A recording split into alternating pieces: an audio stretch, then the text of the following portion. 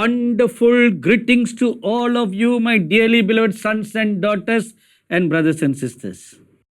अद्भुत शुभकामनाएं मेरे प्रिय बेटे बेटियां और मेरे प्रिय भाइयों बहनों. We thank you for all your wonderful mails that tells me how much you are very wonderfully, powerfully blessed by this Two Witnesses program. अद्भुत मेलों के लिए हम धन्यवाद देते हैं जिस द्वारा आपने बताया किस रीति से आपने आशीष पाया है इस अद्भुत कार्यक्रम दो गवाहियों के रूप में. Before we go into our study today, आज अपने अध्ययन में जाने से I want to tell you one very important thing. मैं एक महत्वपूर्ण बात बताना चाहता हूँ. This is not just a Bible study. ये सिर्फ एक बाइबल अध्ययन नहीं है. What we are studying is really going to happen. जो हम अध्ययन कर रहे हैं वाकई में होने वाला है. The two witnesses are going to come very, very soon. ये दो गवाही बहुत जल्द ही आने वाले हैं. And their ministry will literally take place in the nation of Israel. उनकी सेविकाई वाकई में इस्राएल राष्ट्र में होने वाला है. So the purpose of this program is to prepare you and create an awareness about their coming. और इस वजह से इस कार्यक्रम का मकसद ये है कि आपको इस बारे में एक जानकारी दें और तैयार करें उनके आने के लिए. So let's continue from last week. पिछले हफ्ते से हम IAM जारी रखेंगे. In case you have forgotten, अगर आप भूल गए हो, let's hear a little bit about last week's message. पिछले सप्ताह की संदेश को हम थोड़ा बहुत सुनेंगे. The result was the humbling of the people and repentance from their sins. उस संदेश का परिणाम ये था इस्राएली लोग अपने आप को नम्र करके पापों से प्रायश्चित किया, मन फिराया. When the prophet John the Baptist preached a very strong message calling the people to repentance, जब यूहन्ना बपतिस्मा देने वाला बड़े सामर्थ्य रीति से बलवंत संदेश मन फिराव का प्रचार कर रहे थे, the result was total repentance from every walk of people's lives. उसके परिणाम हर एक जीवन अपने जीवन के मार्गों से मन फिराने लगे.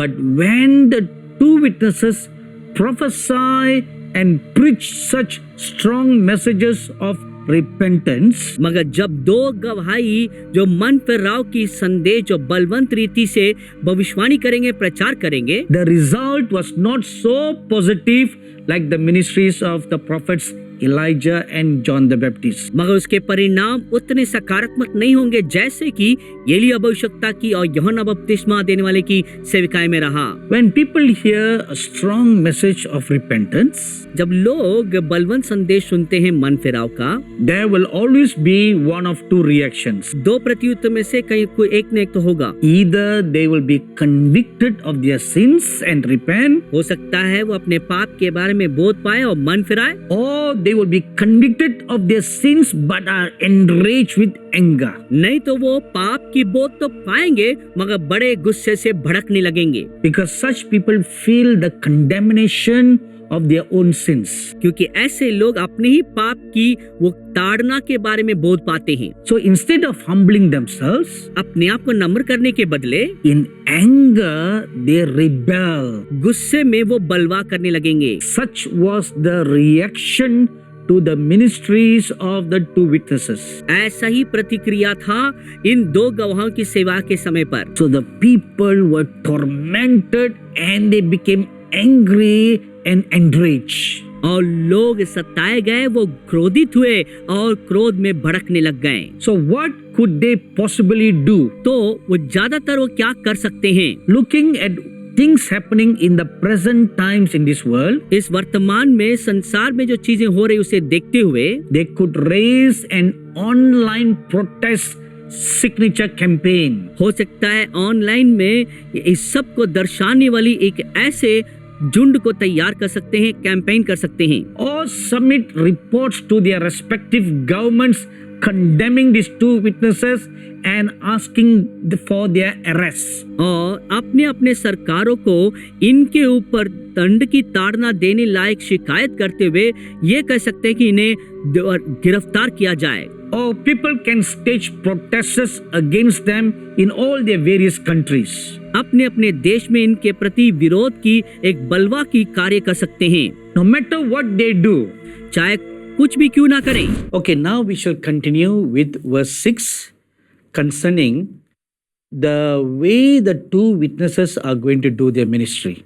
इसलिए आइम अब जो है वचन 6 से हम जारी रखेंगे देखने के लिए कि कैसे ये दो गवाहियां अपनी सेविकाई निभाने वाले हैं। When we look at the Bible, the way the prophets of God were used, Bible में अगर हम ध्यान से देखें कि जिस रीति से भविष्यवक्ताओं को इस्तेमाल किया गया प्रभु के, we see two kinds of prophets.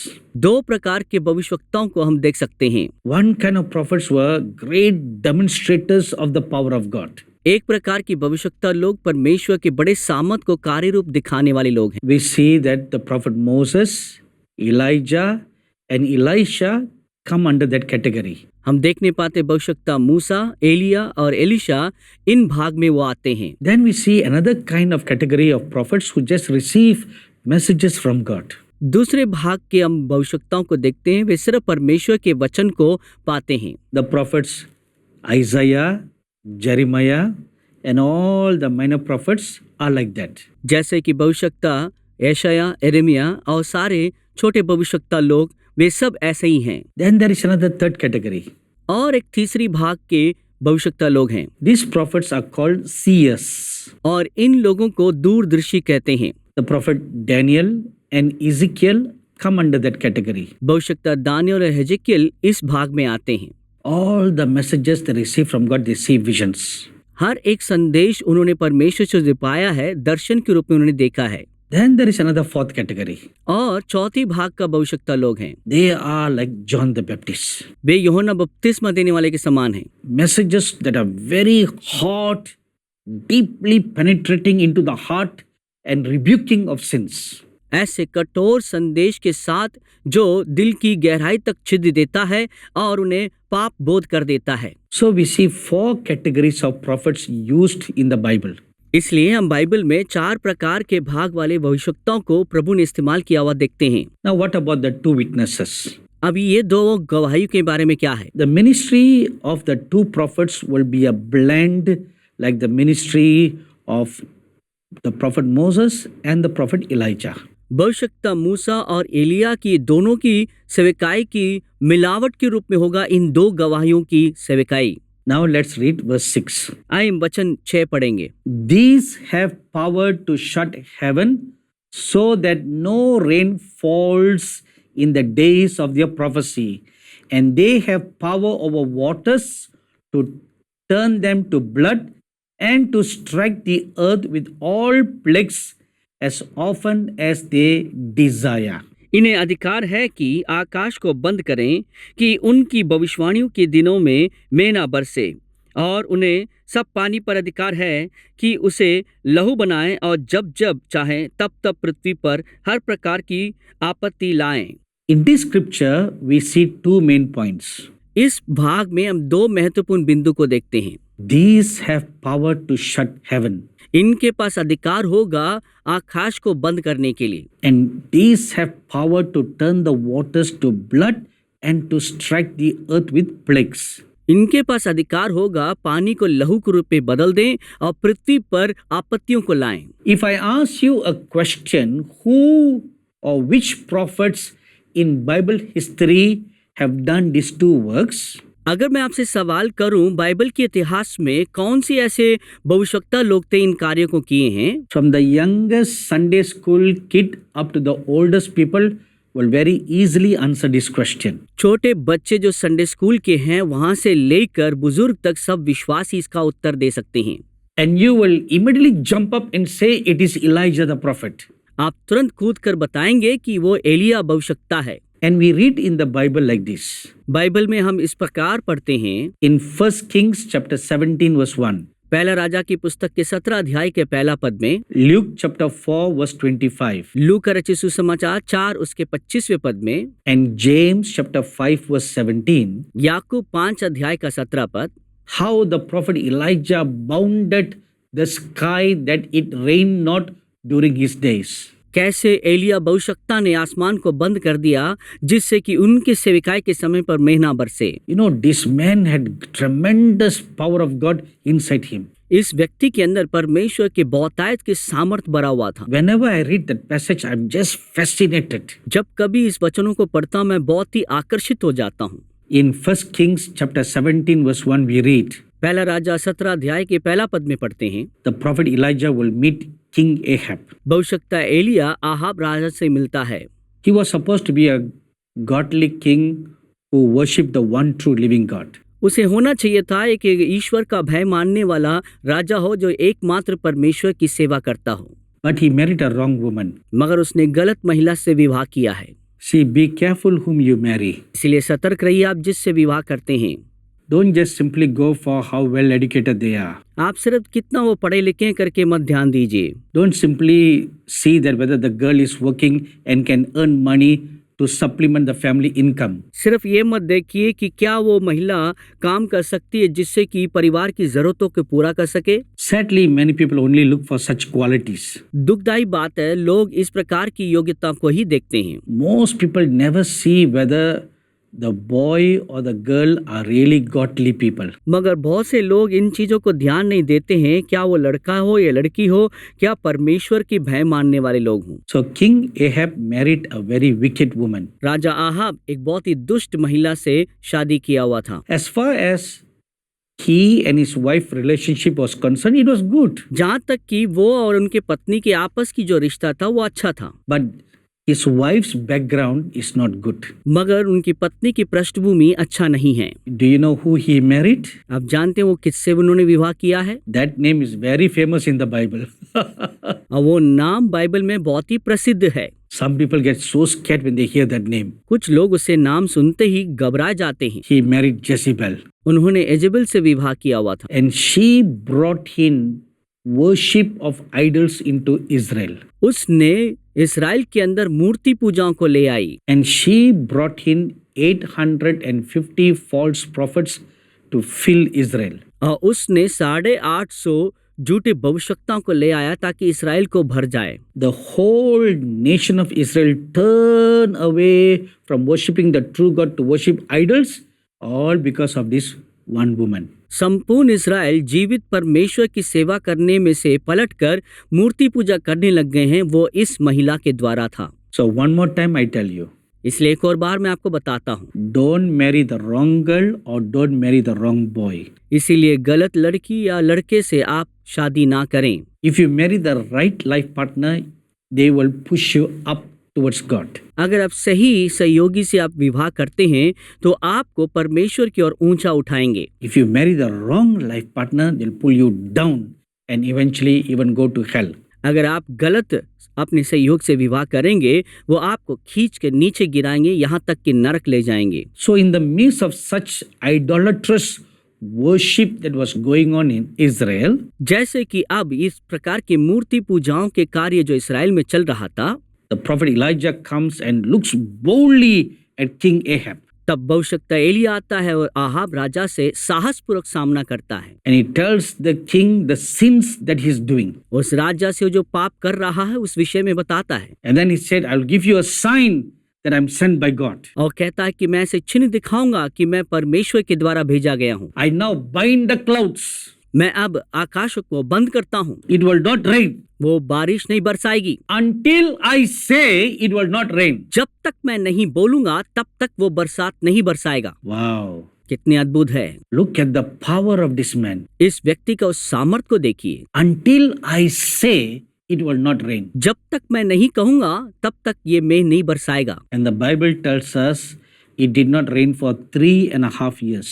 Bible बताता है तकरीबन 3.5 साल तक मेघ नहीं बरसा। Until the prophet prayed again. जब तक भविष्यवक्ता फिर से प्रार्थना ना करें Then only the rain came. तब ही बारिश आई। I remember such an incident happened in my life in the year 1987. 1987 में ऐसी ही घटना मेरे जीवन में हुआ था, मुझे याद है। I was invited to preach at a meeting in a state in India called Kerala. Bharat के एक राज्य केरला में मुझे बुलाया गया था प्रभु की संदेश की प्रचार करने के लिए। And it was going to be a 3 days meetings in a totally non-Christian area. और वो 3 दिन की सभा होने वाला था पूर्ण रीति से अन्य जातियों की जगह पर। Only a few Christian families lived in that tea estate. और वहाँ के जो चाय के एस्टेट के बीच में सिर्फ कुछ मसीह लोग रहते थे। So on the first day of the meeting, इसलिए पहले दिन की सभा में by noon, it began to rain heavily. दोपहर को अचानक बड़ी बरसात होने लग गया।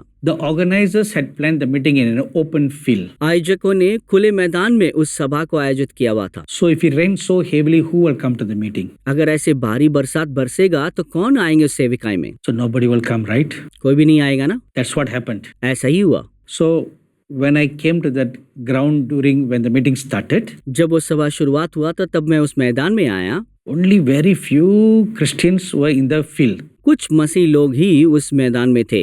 All the non-Christians were just standing, sitting by their houses and just listening. सारे अन्य जाति लोग अपने अपने घर से खड़े होके सुन रहे थे। Nobody came कोई नहीं आया because it was raining. कि वो बरसात हो रही थी। So I was just wondering in my heart, Lord, when will the rain stop so that the people can come? मैं ऐसे वहां पे खड़े होकर सोचने लग गया कि कैसे कि कब ये बारिश बंद होगा ताकि लोग आने पाए। As the worship was about to end, जैसे आराधना खत्म होने ही वाला था, before you start your message, first you bind the clouds and stop the rain. संदेश शुरू करने से पहले आकाश के बादलों को बांध, उसके बाद तुम सेवकाई शुरू कर। And that's exactly what I did. और ठीक मैंने वैसा ही किया, Because I received a word from the Lord. क्योंकि मैं परमेश्वर से वचन को पाया हुआ था। So I looked at all the people and I said this. और सब लोगों को देखकर मैं इस प्रकार कहा, Even those all the non-Christians who are sitting by the houses who are listening, हर एक अन्य जाति लोग वहां पे अपने अपने घर से बैठ के सुन रहे थे, उन वे लोग भी। I told them, I will now prove to you that the Lord God Jesus Christ is the true living God. मैं आपको साबित करके दिखाने वाला हूँ कि प्रभु परमेश्वर यीशु ही सच्चा परमेश्वर है। I told them, I will now bind the clouds. और मैंने कहा मैं अभी आकाश के बादलों को बांधने वाला हूँ। Till I am in this place, it will not rain one more drop of water. जब तक मैं यहाँ पर हूँ, एक बूंद भी बारिश अभी गिरने वाला नहीं है। And I lifted up my hands and I prayed. मैं अपने हाथ उठाकर प्रार्थना करने लग गया। When I said Amen, जब मैंने आमीन बोला, instantly the rain stopped. तुरंत बारिश बंद हो गई। Till today, all those people talk about that day. आज तक उस दिन के विषय में लोग बातचीत करते हैं। And the meeting was held during the rainy season. और वो सभा बरसात के मौसम में हुआ था। All the 3 days of the meeting, not a single raindrop came. सारी वो 3 दिन के सभा में एक बूंद भी बारिश नीचे नहीं आई। Although the clouds would be so dark जबकि बादल बहुत घना था, अंधेरा था। and it rained in other places, बाकी स्थानों में बरसात हो रही थी, but not in that tea estate. मगर वो चाय के स्टेट में नहीं हो रहा था। So after the meeting ended, I left home. उस सभा के बाद मैं अपने घर वापस आया। 3 months later, the organizers of the meeting came to see me. 3 महीने के बाद उस सभा की आयोजित करने वाले लोग मेरे पास आए मुझसे मुलाकात करने की। They told me that all the elders, even the non-Christian elders, they gathered together, consulted, and sent these people to come and talk with me. और वहाँ के सारे लोग, वहाँ के धर्म गुरु लोग, सब लोग एक साथ मिलकर इनसे बातचीत करके इन्हें भेजा गया था। Oh, I forgot to tell you one matter. मैं एक विषय बताना भूल गया था। After the rain stopped on the first day, पहले दिन जब ये बरसात बंद हो गया था, you know what happened next? आप जानते अगला क्या हुआ? All the 500 non-Christian families came to the meeting. सब वो 500 अन्य जाति लोग वो सभा में आए And there was a great number of salvation and demonstration of the power of God in the meeting. बड़े संख्या में लोग उद्धार पाए और परमेश्वर की सामर्थ, अद्भुत काम और चमत्कार के द्वारा प्रकट हुआ। So now all these elders have come to see me after 3 months. 3 महीने के बाद वहाँ के ये सारे प्राचीन लोग मुझसे मुलाकात करने आए हैं। So I asked them, what is the matter that you all have come? मैंने पूछा क्या समस्या है कि आप सब आए हैं? You know, they all knelt down and they all started crying. आप जानते हो सब घुटने लगाकर रोने लग गए। They said, oh sir, please forgive us our sins. महोदय जी, हमारे पापों का आप क्षमा करिए। You bind the rain and till now not a single drop of rain has come. आपने तो बरसात को बांध दिया है और अभी तक एक बूंद भी बरसात नहीं हो रही है। I was very surprised to hear that. मैं बहुत ही आश्चर्यचकित हुआ उसे सुनते ही। So then they said, our elders have all sent us to come and see you, ask for your forgiveness and for your blessing that the rains will come again. इसलिए हमारे प्राचीनों ने हमें भेजा है ताकि आपसे हम क्षमा मांगे, ताकि आप प्रार्थना करें ताकि वो बारिश फिर से होने लग जाए। So we all prayed together and I blessed them and sent them. हम सब मिलके प्रार्थना किया, उन्हें आशीष दिया, उन्हें मैंने भेज दिया। As soon as they reached home, जैसे ही वो अपने घर पहुंचने लगे, it started raining again. Hallelujah. वो फिर से वहां पर बरसात होने लग गया है। Hallelujah. Our God is a good God. हमारा परमेश्वर भला परमेश्वर है। The God of Elijah is still alive. Elia का परमेश्वर अब भी जिंदा है। What he did during the days of the prophet Elijah, भविष्यवक्ता एलिया के दिनों में जो प्रभु ने कार्य किया है, he will do it now वो अब करेंगे and he will do again in the future. और फिर से वो भविष्य में भी करेंगे। If you can believe, अगर आप विश्वास कर सकते हैं, you can also be used by God like that.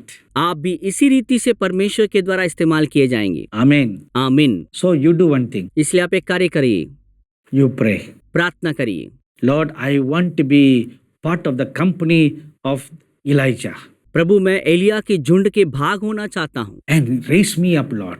मुझे उठाइए प्रभु। Why don't we do that now? क्यों ना आप करें उसे। Please kneel down. दया करके घुटने लगाइए। If you feel a stirring in your heart आपके हृदय में कुछ होता हुआ महसूस कर रहे हो, that you want to avail yourself to be used by God like that, उस रीति से परमेश्वर के द्वारा इस्तेमाल करने के लिए आप अपने आप को उपलब्ध रखना चाहते हैं तो take your right hand and you put on your heart now. अपने दाहिने हाथ निकालिए, हृदय की ओर लगाइए। Shall we pray? क्या हम प्रार्थना करें? Loving Father, प्रेमी पिता, please look at every one of your dear sons and daughters who are placing their hands on their heart right now. अपने प्रिय बेटे बेटियों को देखिए जिन्होंने अपने हाथ हृदय में रखा हुआ है। We read in your word that a company of last days prophets like the prophet Elijah would be raised up. हम वचन में देखते हैं इन अंतिम दिनों में एलिया भविष्यवक्ताओं के समान के एक झुंड इन अंतिम दिनों में उठने वाला है। Now I pray to count them in, Lord. प्रार्थना करता हूँ प्रभु, इन्हें भी उनमें गिनिए। Lay your blessing hands upon them अपने आशीष भरी हाथ उनके ऊपर रखिए। and use them powerfully in the days to come. आने वाले दिनों में सामर्थ्य रूप इन्हें इस्तेमाल करें। In the name of the Lord Jesus Christ, I bless them. प्रभु यीशु के नाम में उन पर मैं आशीष देता हूँ। Amen. आमीन। Wonderful. अद्भुत है। Now that we have prayed this prayer, you keep on preparing yourself. जबकि हमने ये प्रार्थना किया है, इसलिए हम लगातार प्रार्थना करते रहें। If you have prayed this prayer of consecration, अगर अपने आप की शुद्धिकरण की प्रार्थना आपने किया है, please write and tell me what you have done, आप लिख के बताइए कि आपने क्या किया है। and I will guide you further. मैं आगे आपको अगुवाई दूंगा। God bless you all till we meet again next week. अगले हफ्ते मिलते तक प्रभु आप सबको आशीष दे। If you are blessed by this program, please send your testimonies and feedbacks to Angel TV, Villivakkam, Chennai 600049, Tamil Nadu, India. Our email ID is programs.hindi@angeltv.org. अगर आप इस कार्यक्रम से आशीषित हैं, तो अपनी गवाही और विचार हमें इस पते पर भेजिए। Angel TV, विलिवाकम, Chennai 600049,